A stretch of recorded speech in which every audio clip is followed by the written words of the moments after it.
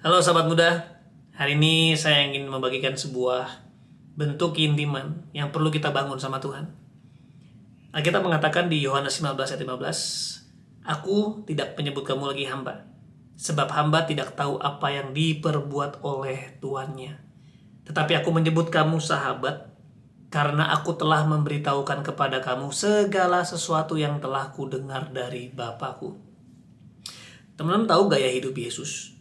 Ya, Yohanes 5 mengatakan, aku hanya mengatakan apa yang aku dengar Bapakku katakan, aku melakukan apa yang aku lihat Bapakku lakukan. Jadi Yesus menunjukkan sebuah gaya hidup keintiman. Makanya ketika crowd lagi butuh Yesus buat disembuhin, buat diajar, buat dibantu, dia rela tinggalin loh. Dia rela tinggalin karena dia mementingkan hubungan dia sama Bapa. Ya, Yesus hidup luar biasa banget. Kenapa? Karena dia ngasih tahu sama kita, even God himself ketika dia memakai jubah manusia, dia harus membangun keintiman sama Tuhan. Apalagi kita sama Tuhan Yesus memiliki tubuh yang sama. Walaupun dia 100% Tuhan, tapi dia juga 100% manusia. Dan karena ke-100%an manusianya, dia sadar dia harus membangun hubungan sama Tuhan. Jadi Yesus melakukan perkara besar, mujizat, hal yang luar biasa bukan sebagai Tuhan, tetapi sebagai manusia yang sungguh-sungguh bergantung sama Bapaknya. Karena Filipi 2 bilang, dia menanggalkan, walaupun dia Tuhan, tapi dia menanggalkan, dia menggunakan ini tubuh sama kayak kita. Jadi itu kenapa valid untuk kita bisa hidup seperti Yesus. Kalau Yesus bisa melakukan mujizat, kita juga bisa. Dia melakukan perkara besar, kita juga bisa. Kita menang dari dosa, kita juga bisa.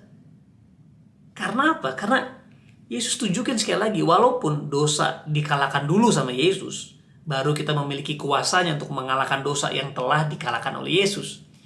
Apalagi untuk berdampak bagi dunia, mengasihi orang yang gak mengasihi kita, untuk mengampuni orang yang mengkhianati kita, untuk mempercayakan orang yang gak layak dipercaya. Itu Yesus lakukan. Mati buat orang yang meninggalkan mereka. Wow, meninggalkan Yesus maksudnya. Kenapa? Karena Yesus punya gaya hidup yang luar biasa. Ini menunjukkan untuk kita bisa memiliki hatinya Tuhan. Yesus kasih lihat caranya. Dia bilang, aku tidak menyebut kamu lagi hamba, Yohanes 15, sebab kamu tidak tahu apa yang diperbuat oleh tuannya, tetapi aku menyebut kamu sahabat. Semua orang yang percaya adalah hamba Tuhan. Dia berubah dari budak dosa menjadi hamba Tuhan. Tapi gak semua hamba Tuhan jadi sahabat Tuhan. This is the problem. Kenapa? Karena hamba nggak tahu apa yang diperbuat oleh tuannya. Dia cuma diberikan perintah tapi nggak punya isi hati tuannya.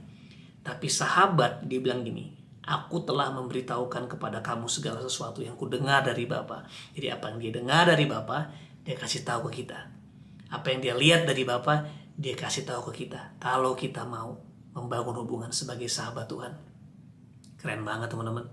Saya percaya bahwa kita dipanggil untuk melakukan perkara dahsyat, perkara hebat. Sederhana, apa sih perkara dahsyat, perkara hebat? Perkara yang tadinya kamu berpikir kamu gak bisa lakukan, itu kamu bisa lakukan. Mengampuni orang yang gak bisa kamu lakukan, itu kan luar biasa, di luar kebiasaan. Kamu bisa lakukan. Menerobos ketakutan yang biasanya kamu gak bisa lakukan, kamu bisa lakukan. Kita dipanggil untuk melakukan hal-hal yang luar biasa. Tapi kita harus punya hatinya Tuhan. Karena gak mungkin. Kita tuh manusia berdosa, bobrok tanpa Tuhan. Makanya dibilang tanpa Tuhan kita gak bisa berbuat apa-apa. Nah, ada contoh di Kisah Para Rasul tentang Petrus dan Yohanes. Orang yang biasa aja, penakut, pengkhianat. Tetapi lihat gak, mereka menjadi orang yang luar biasa. Ini sedikit dari banyaknya murid-murid Tuhan Yesus yang melakukan perkara dahsyat. Dan Kisah Para Rasul 4 ayat 13 dikatakan gini, ketika sidang itu melihat keberanian Petrus dan Yohanes waktu mereka ditangkap, mengetahui bahwa keduanya orang biasa gak terpelajar. Bukan berarti mereka gak belajar, tapi mereka bukan orang terpelajar sama seperti ahli-ahli agama atau Sanhedrin. Ya, heranlah mereka, dan mereka mengenal keduanya sebagai pengikut Yesus.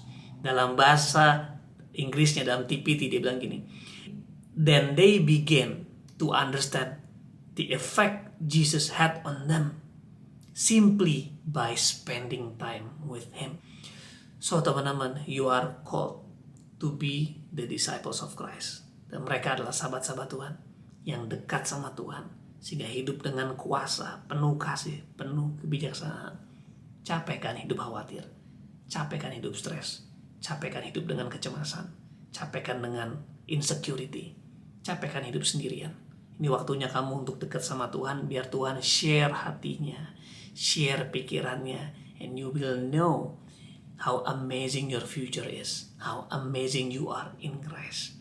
Mari bangun hubungan sama Tuhan sebagai sahabat. God bless you.